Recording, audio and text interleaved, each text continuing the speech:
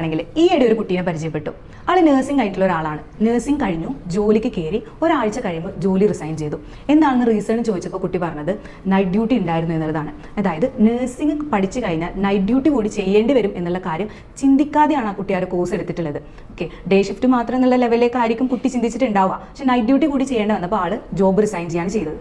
Okay, അവിടെ നമുക്ക് എന്താ ആ കുട്ടിയുടെ ടൈം അതുപോലെ മണി എല്ലാം അവിടെ നഷ്ടമാണ് അല്ലേ. ഇത്രയും ലക്ഷങ്ങൾ മുടക്കി പഠിച്ച ശേഷം ജോബിന് പോകാൻ പറ്റാതെ അതവിടെ ബ്രേക്ക് ആവാണ്.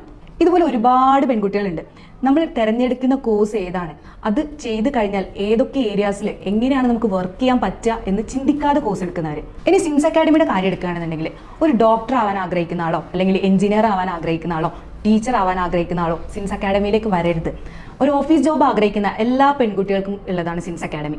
ഒന്നുകൂടി വ്യക്തമായിട്ട് പറയുകയാണെന്നുണ്ടെങ്കിൽ ഒരു പ്രൈവറ്റ് കമ്പനിയിൽ കരിയർ സ്റ്റാർട്ട് ചെയ്തിട്ട് മുന്നോട്ട് വളരാൻ ആഗ്രഹിക്കുന്ന എല്ലാ +2 കഴിഞ്ഞ പെൺകുട്ടികൾക്കും സിൻസ് അക്കാഡമിയിൽ ജോയിൻ ചെയ്യാം.